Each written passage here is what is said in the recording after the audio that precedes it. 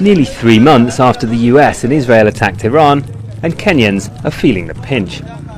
Last week, the government announced a fuel price increase of about 24%, having done the same last month.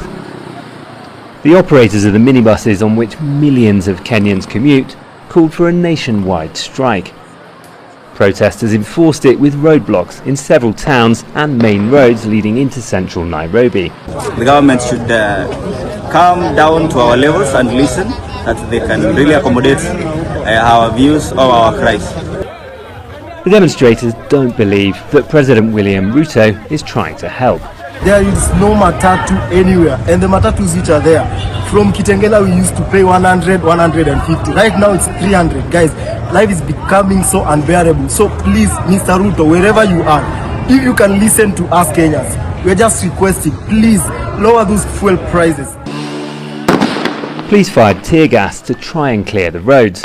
The finance minister said Kenya didn't cause the war in the Middle East. The strike was uncalled for, but that the government would meet transport operators to seek an agreement. Political opponents accuse President William Ruto and his business associates of profiting from the global fuel crisis and question why fuel costs significantly more in Kenya than in neighbouring countries. We import our things through our own ports. Our neighbouring country like Uganda, the fuel is cheap and they don't have ports. They import their fuels through Mombasa port. So we're asking this question, how come the fuel in Kenya is more expensive more than Uganda and Ethiopia and Tanzania? Those prices, they are not matching. It's the fourth consecutive year of protests around this time, which is also when Parliament votes on its annual budget. Previous demonstrations have been triggered by tax rises, high cost of living, corruption and police brutality. The government says it's doing what it can to keep the price of fuel down. Many people say they don't believe it. There is no one, no government or anybody that will claim that he or she don't know that if there is increase in fuel or gas, it will affect all the commodities in that country.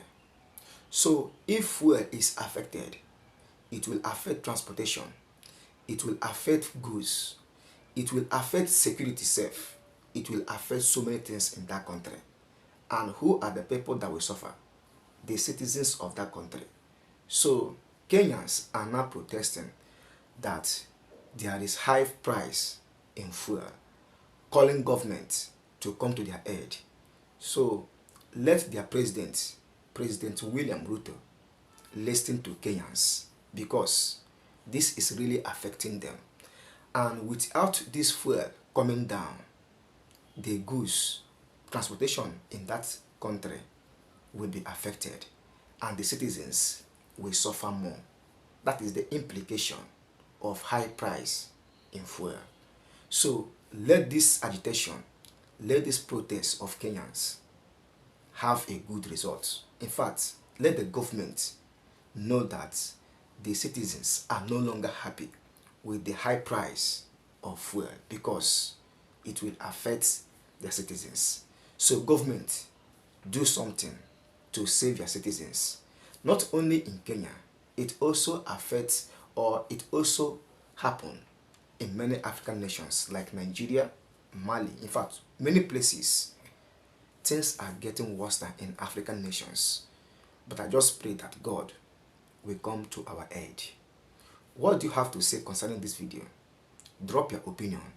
Let our African leaders save our nation, our continent, and make things to start working better for the betterment of Africans. Drop your opinion. See you in the next one, and bye.